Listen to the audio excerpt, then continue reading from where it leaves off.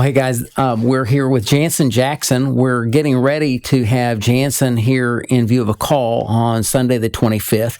And our personnel team did a search. And so we had plenty of time to look at resumes and hear reference material, do some phone interviews with a variety of candidates. And Jansen was so different, so unique from all those, brought something to the table that we knew would excite you and certainly excited our personnel team. So what we wanted to do today is give you a chance to kind of listen in on some of the things we heard. We thought that would be helpful as you prepare to make a decision as church family. And so Jansen is here with me. We're going to have a conversation and hope you enjoy listening in and hearing some of the things that we loved hearing ourselves. So Jansen, thanks for taking the time. We're excited about what's coming up this weekend. Absolutely. A lot of people do know you and some don't. So why don't you tell a little bit about where you grew up, all that stuff. Give us a little background. Yeah, for sure. I grew up right here in Midlothian, actually. We moved here whenever I was 1 year old, so mostly all I knew until I went away to college was here in Midlothian. We started out at FBC many years ago. Before I even got here. Before Bruce got here, yes. So we've been around for a little bit. Faint memories of the old building, which is now gone. I drove by it today, actually. It's been torn down completely for them to redo the new police station. But faint memories there. And so, yeah, I mean, this place has just been very instrumental in my development, in my growth in my faith, just as a person, as a man. And so very thankful for this place. I've loved being a part of it. Love Midlothian, love the town. So it's been a good time here, and I'm excited to be back. And we're glad. One of the things that we all want to know, how did you know that God was calling you into ministry? What was that like? For sure. I remember just kind of as a kid thinking about how cool it was to watch, you on stage or my youth pastors or children's pastors. I'm just thinking, wow, like they're doing this, for a job. Like this is what they do. And so I thought just that was really cool. And so when I was in 8th grade, I went to a student leadership camp called Super Summer. And this place was just really cool. And at that time, I recognized, I'm being called to this as well. And not only am I being called to ministry in general, but specifically to student ministry. I just kind of looked around and through different circumstances in my life and at my school with different leadership opportunities at on-campus Bible study there. I'm just seeing that, as middle schoolers, we are making these decisions that affect our whole lives and we don't even realize it. So the example I always think of is when I was in 6th grade. You make your schedule for the following year for 7th grade. And so that's kind of the first time that you actually have the choice in what class you're going to take. Right. Are you going to take the regular math? Or are you going to take the pre-AP math? Are you going to do Spanish? Or are you going to do something else? And so, looking around at my friends, they were all doing the pre-AP math. So I was like, well, yeah, I'm going to do that too. Like, of course, my friends are doing that. Little did I know that doing pre-AP math 7th grade year sets you up to do algebra, which is normally a freshman class your 8th grade year. And then that sets you on a path to be ahead. Then you can do dual credit algebra and stats your senior year. And so I was able to do that and then ended up being able to graduate college early because of that. Now, going all the way back to 6th grade, that was not on the radar. That was not the plan. I had no idea that was going to be something that was going to happen.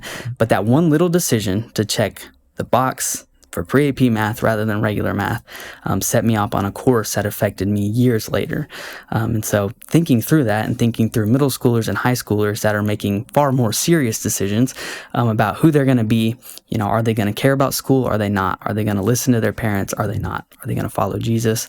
Are they not? And so thinking about that, just recognizing that I want to be someone that is there to disciple students through that time. I want to teach them what it looks like to follow Jesus. I want to develop depth in their relationship with Christ, teach them what that looks like, keep them accountable to that, set them up with relationships that help them do that. Yeah, it's amazing because I used to get those freshmen, those college freshmen as they arrived on campus. And you're absolutely right. Those decisions had already set a course by the time they got there. And I found that there were lots of times we were trying to undo some of those decisions, and some of those you just can't undo. Yeah. And conversely, if they've made good decisions, it sets a course that goes into college. And you and Emma actually benefited from that same course. So you talked about a call to ministry and specifically how all those decisions you made when you were in even middle school were affecting things. you started actually student ministry with us when you were in high school. And I don't think people know about that opportunity or what that was like, but I remember you walking in early in the morning after morning after morning. So what was that about? Tell us about that. Yeah, so recognizing a call to student ministry in 8th grade just really set me up for a lot of, cool opportunities. And so one of those was through school. They had a practicum in human services class that I took, which just kind of teaches you about, how to be in the human service industry.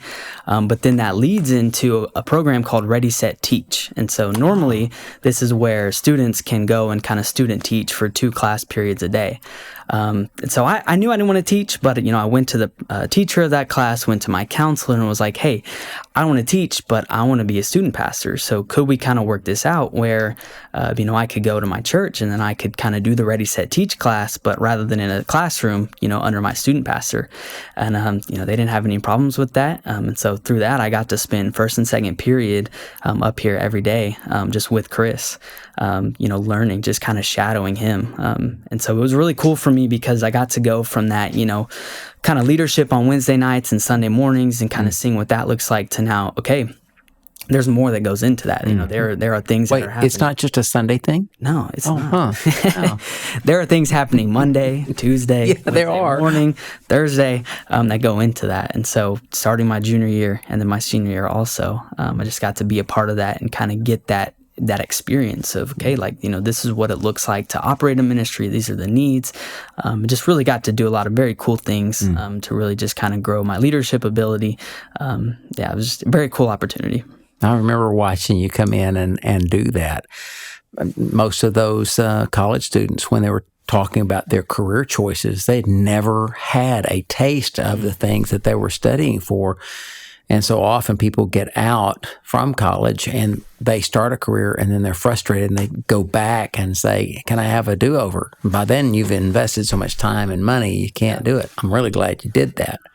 So when you think about the other things you did in college that fuel that, you talked to us about Cru and about your home church there in Stillwater, even Camp Fuego.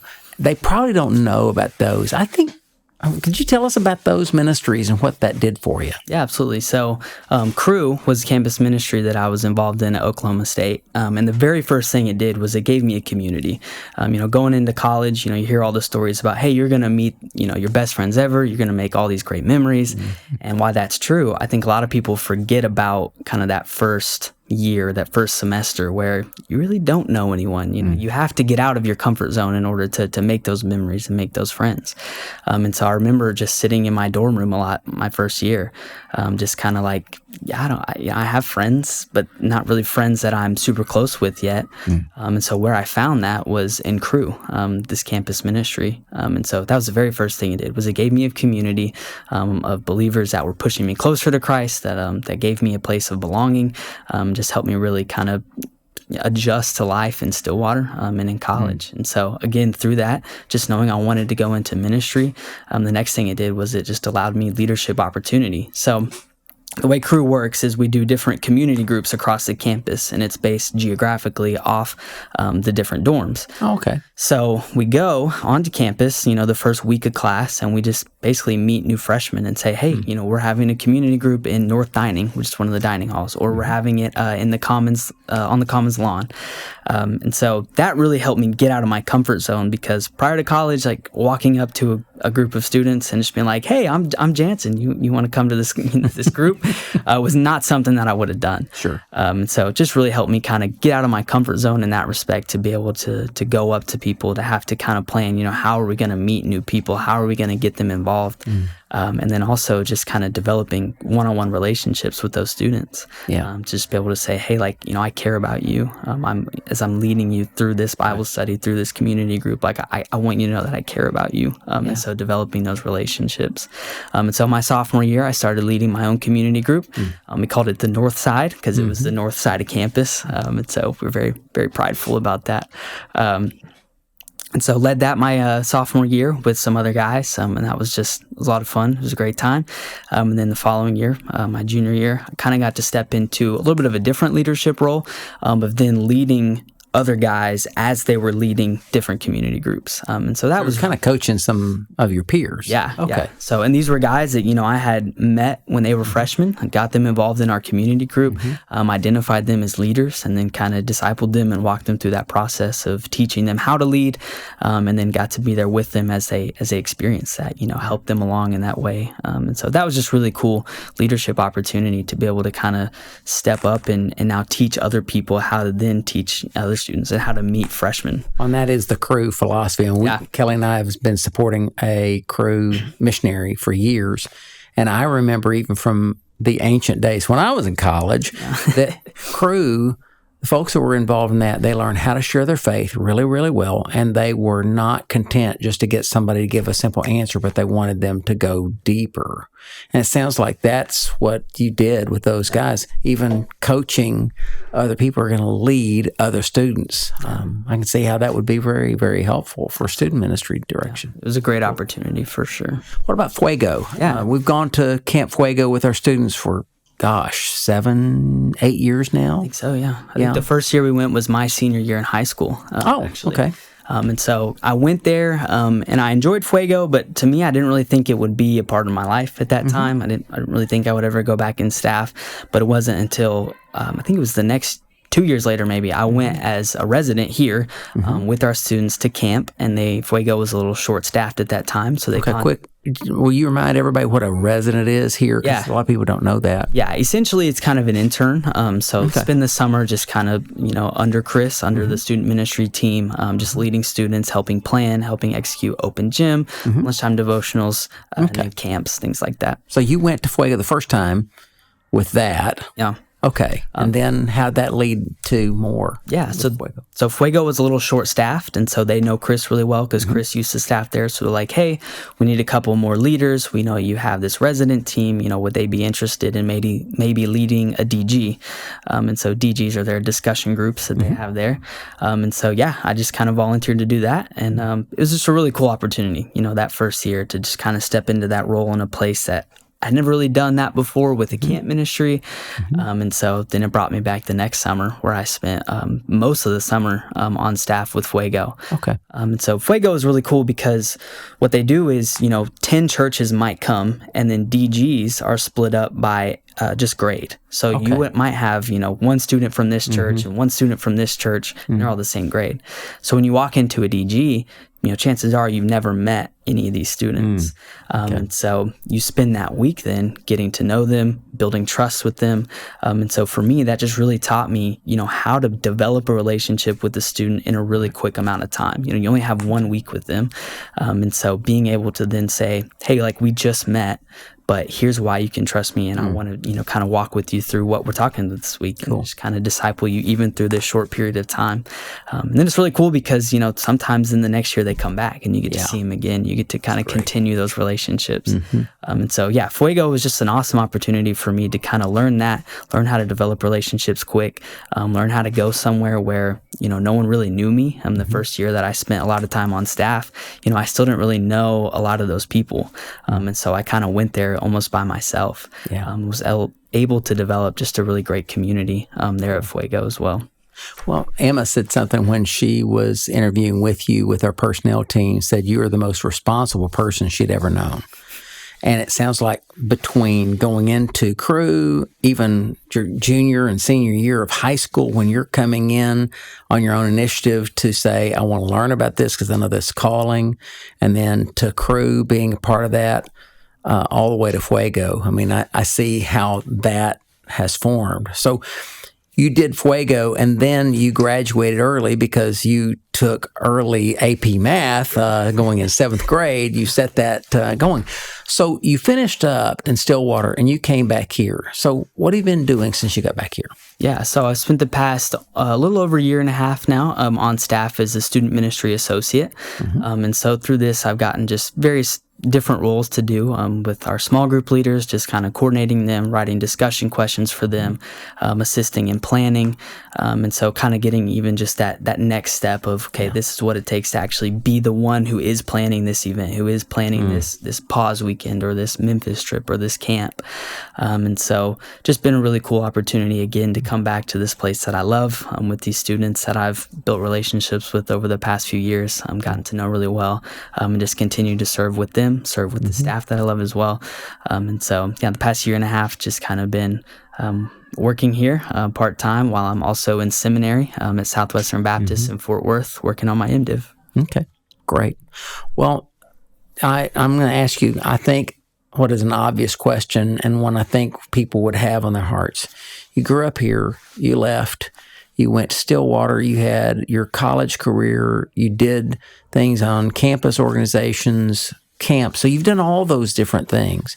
You've been exposed to a lot of different directions you could go. I remember when the crew director contacted us and said he called you and your peers the Midlow Mafia because y'all were leading crew. I mean, and that's a nationally recognized, actually an internationally recognized discipleship and evangelism ministry that has just an impeccable reputation.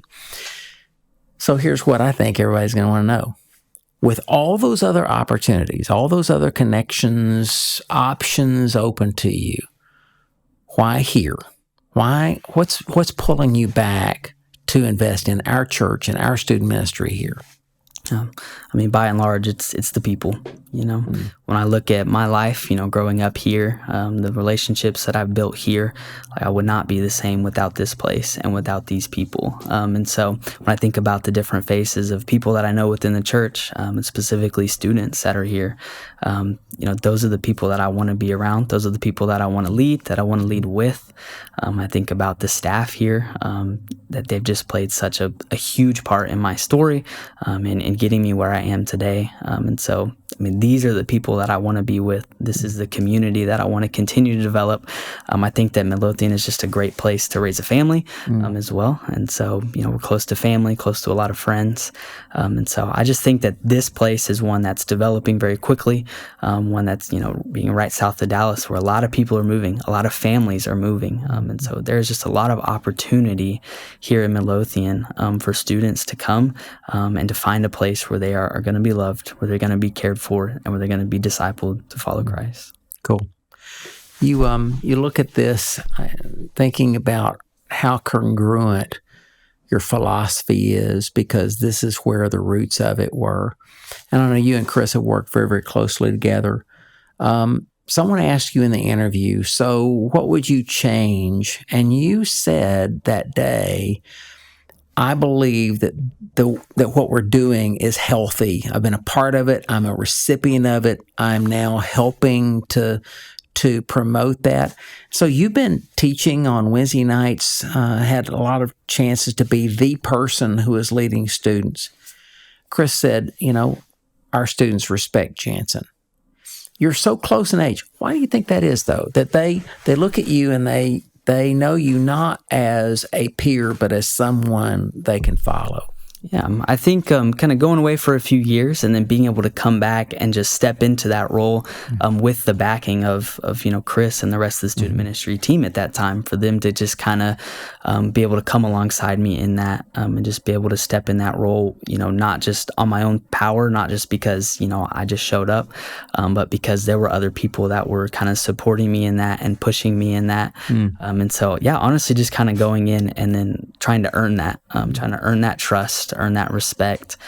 So I think that that's been something that I've worked to develop, and been able to have people pushing me in that direction, people kind of supporting me that way through the rest of the team. Yeah. Well, I've seen that from students and parents and from the leaders. They have certainly talked about that quite a bit. I guess the Prendelian translation of that is you're an old man before your time. Now, based on that, we're about a week away from the vote on the 25th of February. Jansen and Emma will both be with us that day. And in our church, we make a family decision. And so our personnel team did the search, did a national search. They looked at different interviews. We transcripted what we were able to collect, phone interviews, direct interviews. And so they present Jansen now as their unanimous candidate with their confidence, and they recommend him to you. And so on the 25th, we'll gather together. Every person who's a member of our church on our campus will have a chance to express their view on that. So I hope in the meantime, you'll think about what you've heard in the interview. You'll be praying for this process and for Jansen and Emma as they are looking forward to this, and then we will make that decision as a family. So I hope you'll be a part of that on the 25th and help us as we make a decision for student ministry in the future.